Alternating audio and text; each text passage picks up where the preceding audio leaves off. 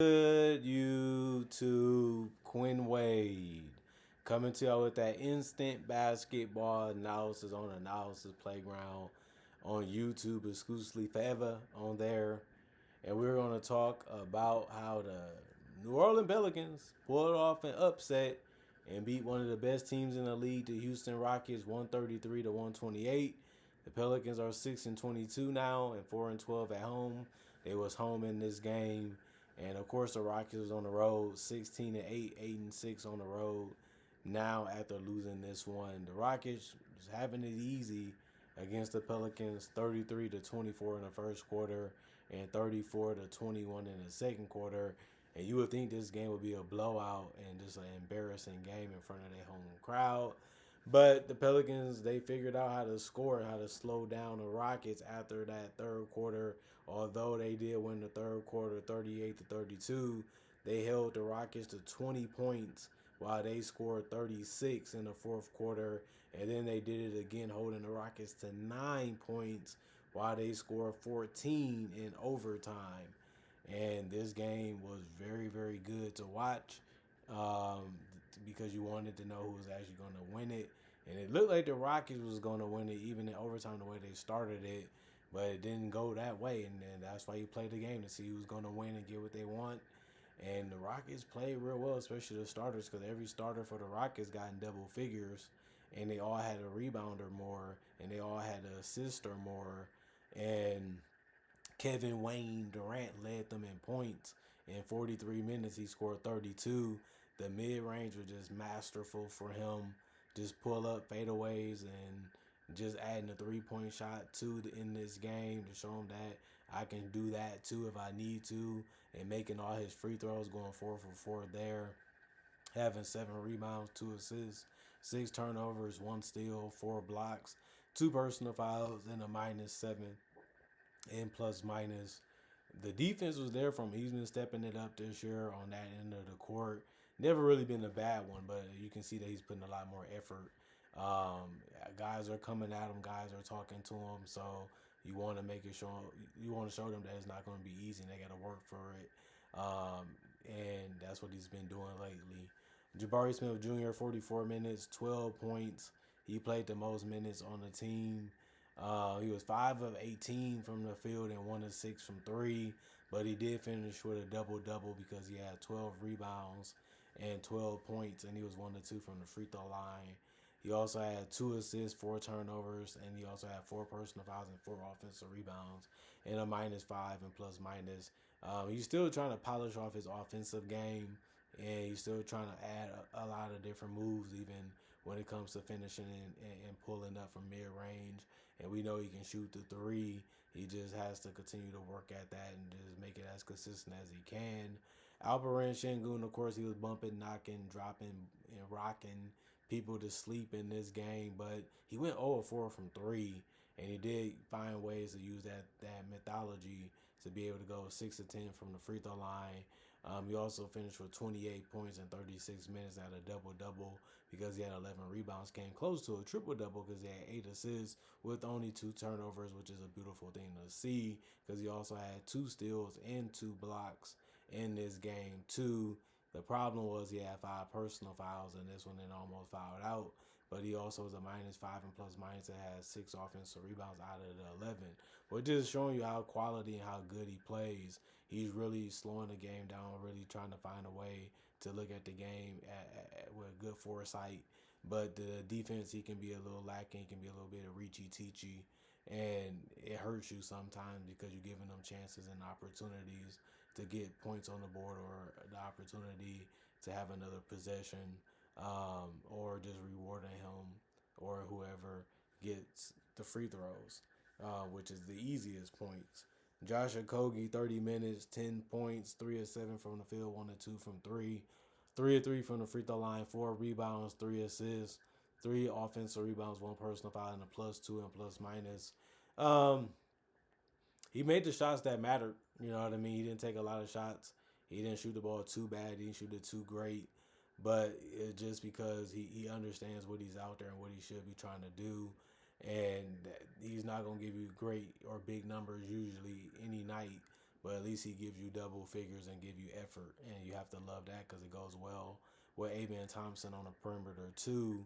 41 minutes, 23 points, 11 to 14 from the field, 0 1 from three, 1 1 from the free throw line, 6 rebounds, 4 assists, 4 turnovers, 1 steal, 1 block, 3 offensive rebounds, 2 personal fouls, and a -9 in plus minus. He kept getting close to that rim and was able to finish. Even made a clutch bucket to keep them in the game and give them the lead, although they didn't win the game. I like the way he attacks. I like the way he surveys the court and uses his handle to get to where he wants to on the court too. And it's hard when they have space out there because he's just really good at finishing around the basket or with that floater type shot. Steven Adams, he's going to try to finish at the rim, but he didn't do a good job of that in this game. It was a little slow trying to do it. 28 minutes, 6 points, 2 of 10 from the field. He even went 2 of 5 from the free throw line. But he did get 10 rebounds, and that's mainly what he's out there for. 6 of them was offensive. He's going to do that. He's a master at that. 3 assists, 1 turnover, 1 steal, 1 block, 3 personal fouls, and a +3 and plus minus. Didn't shoot the ball that great, but you should just be happy with his activity. Clint Capella, 7 minutes, 3 points, 1 to 2 from the field, 1 to 2 from the free throw line, 3 rebounds, 1 turnover, 3 offensive rebounds. They always is. Rebounds tonight was all offensive. 1 personal foul and a +2 and plus minus. Aaron Holiday, 10 minutes, 3 points, 1 to 3 from the field. It was all threes that he took. He made one rebound, 1 assist, 2 personal fouls, and a -9 and plus minus. And then Reed Shepard had the mid range going, had a couple threes going. He missed the last two. That was basically wide open and good looks. He just couldn't get it to go, and that's how they lost this one because then the Pelicans went to the free throw line and iced it. 3 of 10 from three for him, 4 of 12 from the field. 4 rebounds, did a good job of finding his teammates without turning the ball over and getting rid of the ball if he didn't have a good or great shot or just trying to make the right decision when he sees something opening. And then his teammates just had to finish the play. And they did a good job of that. 1 steal, 1 personal foul, and a +3 and plus minus. You just gotta be happy that he's in these big moments. They relying on him. They're trusting in him. They're putting belief in him. And the more you do it, the better you get at it. And that's the way you have to look at it if you're Reed Shepard or if you're a Rockets fan. Other than that, they shot 50 of 107, 47% from the field, 10 of 32, 31% from three, 18 of 27, 67% from the free throw line, 58 rebounds, 30 assists, 18 turnovers, 6 steals, 8 blocks, 25 offensive rebounds, and 21 personal fouls. And then the New Orleans Pelicans, good game from them. They really was getting beat. They really didn't know how to stop them, or they didn't know how to make things difficult.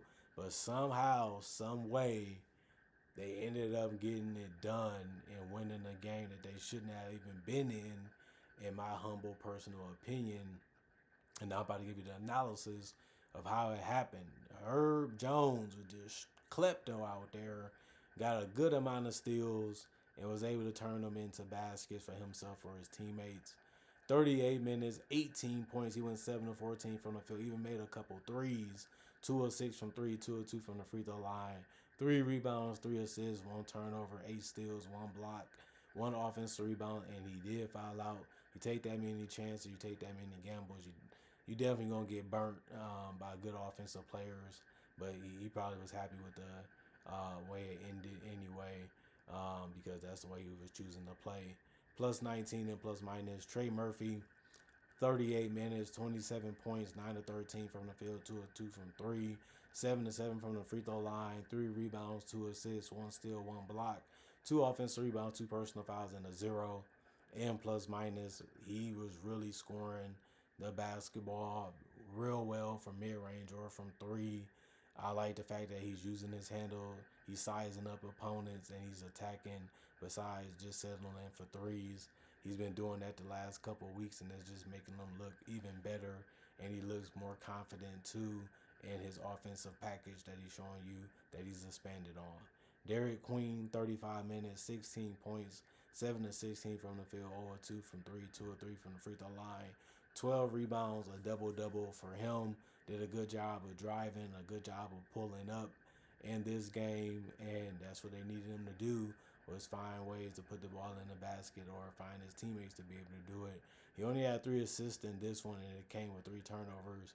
But he did have also 3 blocks, 3 offensive rebounds, 4 personal fouls. Was a plus 18 and plus minus. And then Sadiq Bey, he has been doing a good job of getting to the rim and finishing, and also providing a perimeter play that this team needs. 34 minutes, 29 points. That's game high from the New Orleans Pelicans side of things. 11 of 18 from the field, 3 of 5 from 3, 4 of 4 from the free throw line, 9 rebounds, 1 assist, 1 turnover, 2 steals, 1 offensive rebounds, and a plus 21 and plus minus. And Jeremiah Fears, the only guy to not get in double figures in the starting lineup for the New Orleans Pelicans, even though all of them had a rebound, all of them had an assist in this game. He ended up finishing with 9 in 20 minutes and was 4 of 8 from the field and 0 of 1 from 3, 1 of 2 from the free throw line. He was making fast, quick decisions, whether that was scoring or passing. He finished with 4 assists, 1 turnover, 1 offensive rebound, a plus 5 and plus minus, and 3 rebounds. And then Zion Williamson actually came off the bench in this one and didn't really give him much when it comes from efficiency. 21 minutes, 9 points, 3 of 9 from the field, but he did go 3 or 4 from the free throw line. He did have 3 rebounds, 5 assists, 2 turnovers, and a block, 2 offensive rebounds, 3 personal fouls, and a minus 17. Carlo, of course, he made a 3. That was the only shot that he took and made. 11 minutes, 2 rebounds, 1 assist, 1 turnover, 1 block, 1 offensive rebound, 2 personal fouls, and a minus 5 and plus minus. Easy. 6 minutes for him. 2 rebounds, 1 turnover, 1 offensive rebound, 1 personal foul, and a minus 8 and plus minus. Jose Alvarado, 30 minutes, 7 points, 2 of 5 from the field, 1 of 3 from the three-point line, 2 of 3 from the free throw line, 6 assists and 3 rebounds, 1 steal, 1 offensive rebound, 3 personal fouls, and a plus 3 and plus minus. He did a good job of being efficient, taking the quality looks that he got, and found a way to keep pushing the tempo and the pace to see if he can get a shot that's easy or his teammates can get one from him by delivering the ball right on time. And then Jordan Poole hit some big buckets and finished with 25 minutes being played and had the most points off the bench with 15. He also took the most shots off the bench and went 5 of 13 from the field and 2 of 7 from 3 and 3 of 3 from the free throw line. He also had 1 rebound, 2 assists, 2 turnovers, 3 steals, 2 personal fouls, and a minus 7 and plus minus. Bryce McGowan's 5 minutes for him, 1 personal foul, and a minus 4 and plus minus. They ended up shooting 51% from the field as a team. That's better than what the Rockets did. They only shot 47. They also went 11 to 27 from 3. That's 41%. That's better than the Rockets. 31%, and the Rockets shot more threes by 5. And then 24 or 28, 86% from the free throw line. They shot one more free throws than the Rockets and made it a way better percentage. That's one of the biggest reasons why the Rockets didn't win was the three-point shooting and the free throw shooting. They did out-rebound the Pelicans. That gave them a shot to still win it, 58 to 41. But they also had 30 assists compared to the Pelicans' 27. The Pelicans had 12 turnovers, which was better than the 18 of the Rockets. And then 15 steals, which was way more than the 6 of the Rockets. And then 7 blocks was 1 less than the Rockets, who had 8. The Rockets had 25 offensive rebounds. The Pelicans had 13. 28 defensive rebounds. The Rockets had 33. And 24 personal fouls. The Rockets had 21, but it didn't matter because the Pelicans ended up shooting 1 more free throw. And like I said before, they shot it at a better percentage. This was a game that the Rockets really should have won. They was up big. They had everything going their way. Their 2 best players was on the court playing a good amount of minutes and having good success against the Pelicans. And then it just would turn into a big mess for the Rockets. They couldn't make much, couldn't keep the ball in their hands. And the Pelicans just started coming at them. And they just looked at them and say, this game not over. You're not going to embarrass us. You're not going to do it in front of our own crowd. We have something to say about that, and we have something that we can do about that, and that's turning it up on y'all on both ends of the court. And for some reason, the Rockets had no answer. They usually do, or and if the players don't, Ime do. You can say he got out coached in this one. That's crazy as that might seem, especially when he had the better team and a better roster on top of that, and they was playing better than the Pelicans for a lot of this game. But it shows you that it's a 4 quarter game, and whatever happened in the other quarters can carry over into the next quarter, especially if you see an adjustment or a change that you can make that can help you be in a position to win it. And like I said, and on top of that, for them to carry it over into overtime and still be able to put up those numbers and have that type of success shows you some chinks in the armor of the Rockets. And they exposed it, they showed it, and it ended up working out in a big way for the Pelicans, who are basically looking like a lottery team again. They don't really have much to play for besides seeing who they want to keep and who they don't want to keep as they continue to mold and build this roster for the future. Other than that, this was a game the Rockets should have won. This is a game that could have kept them high in the West if they would have kept winning this one and the ones after. But they ended up getting a stopgap, and it sucks. Happens, but it's part of the game. We play the game to see who's going to win it. We just don't know how it's going to play out, and it played out for the Pelicans better than it did for the Rockets by the end of the game. Comment, like, subscribe, share the notification bell to get the analysis when it first come out. I also do conversation video just like this, but about various NBA only and basketball topics. I also do breakdowns of real footage of legends, current legends, rookies, and also future stars. I also do mock draft and draft coverage. Not only that, I also have over 4,000 videos already on my channel that you can watch right now and enjoy. And it's all for free. And on top of that, I also try to make videos every single day throughout the day to give y'all something to watch and look forward to when it comes to basketball and NBA content. Not only that, thank y'all for watching. Thank y'all for checking out the channel. Thank you for showing love. Thank you for showing respect. Thank you for being loyal. Thanks for appreciating the content for what it is and continuing to come back. And thanks for supporting me in the past and present. I hope y'all continue to do it in the future. Other than that, y'all stay blessed up. Y'all stay good. Peace. And I'll see y'all later today with more analysis, hopefully.